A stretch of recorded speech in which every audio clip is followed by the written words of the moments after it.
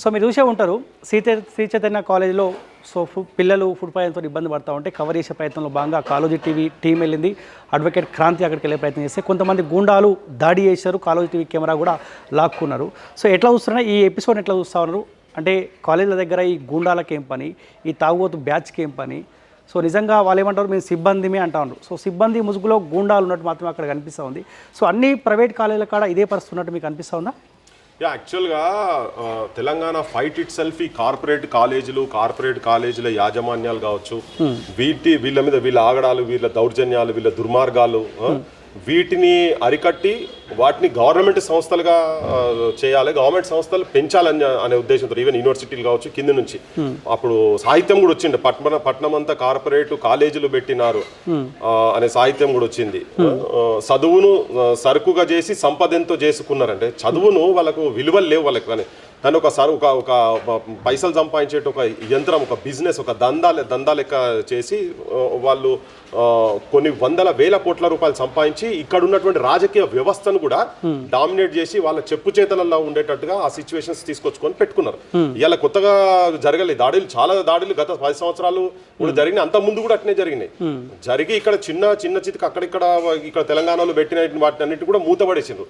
మేము ఆ బోటలో మేము అనుకున్నామంటే ఈ గుండాయిజము, వీళ్ళ ఆధిపత్యము, వీళ్ళ దౌర్జన్యాలు తెలంగాణ వచ్చిన తర్వాత బంద్ అయితే అని చెప్పని అనుకున్నాము.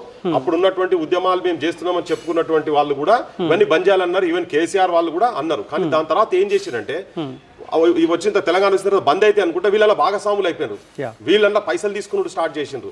ఇమ్మీడియట్ గా వెంటనే బంద్ చేస్తామని చెప్పన్నోళ్ళు ఇలా 10 ఏళ్ల తర్వాత ఇక్కడ కార్పొరేట్ కాలేజీలు పట్టణంలో ఒక్కటే కాదు, ఈవెన్ పల్లెలకు పోయి మండల స్థాయిలలో కూడా వీళ్ళు కాలేజీలు పెట్టే పరిస్థితికి వచ్చిండ్రు. వీళ్ళు పెడుతున్నారు ఇప్పుడు ఆల్రెడీ. అంటే మొత్తం విద్యా వ్యవస్థను మొత్తము వ్యాపారీకరణ చేసేసి దాన్ని కేవలం పైసలు సంపాదించేటువంటి ఒక క్యాష్ కౌ లెక్క తయారైంది. ఇక్కడ ఉన్నటువంటి చిన్న పాలిటీషియన్స్ కావచ్చు, ఇక్కడ మన ఎమ్మెల్యేలకు వీళ్ళకు కూడా వీళ్ళందరూ పెట్టుబడులు పెడుతున్నారు.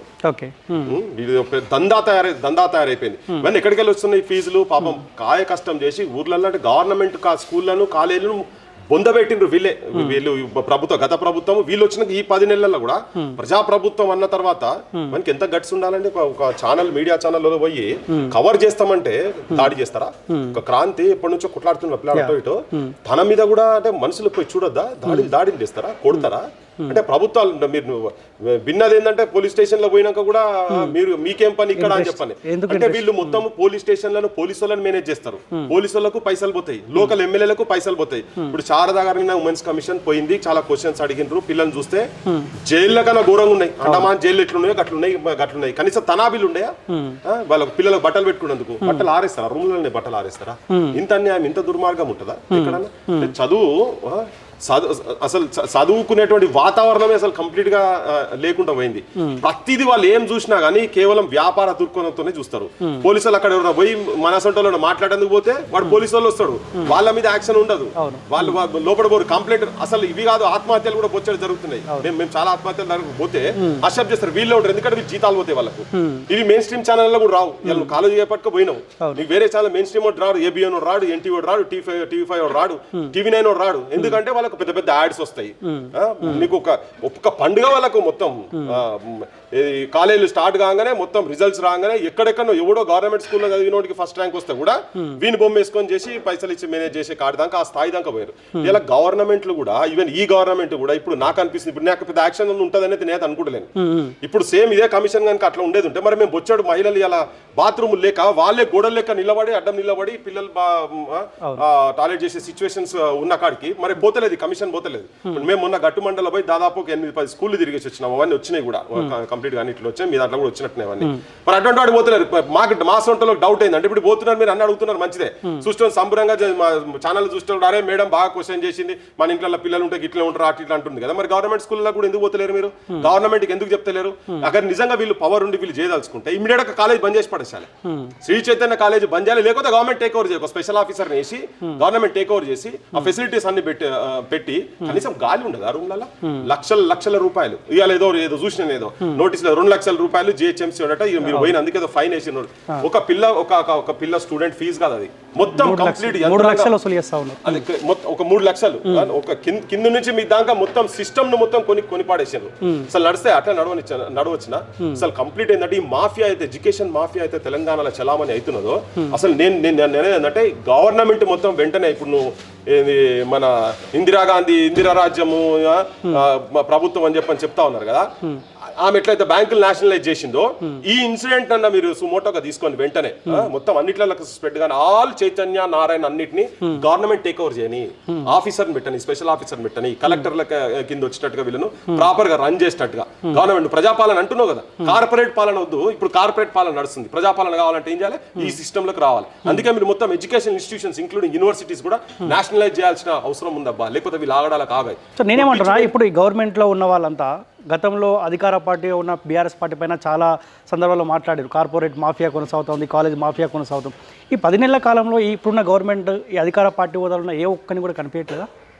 నేను ఏమంటున్నా, వీళ్ళందరూ నా దృష్టిని అనుకుంటున్నా, అది ఎవడనో ఒకరు అరాకొర అమ్ముడు పోనాడు ఎవడో నాకు తెలియదు కానీ వీళ్ళంతా వీళ్ళకు జీతాలు లెక్క వీళ్ళకు కూడా పైసలు ఇస్తున్నారు అబ్బా, పడుతున్నాయి. వీళ్ళకి ఎలక్షన్ ఫండింగ్ పోతుంది, నెలకు పైసలు పోతాయి వీళ్ళకు. లేకపోతే ఎందుకు వాళ్ళు నోట్ల బట్ట పెట్టుకున్నారా? నోట్ల బట్టలు పెట్టుకొని తెలంగాణ సమాజం గురించి, తెలంగాణ విముక్తి గురించి ఇటువంటి రాజ్యం మారాలని చెప్పని చచ్చిపోయినటువంటి విద్యార్థులు ఉన్నారు ఇక్కడ, సువర్ణ ఇటువంటి వాళ్ళు.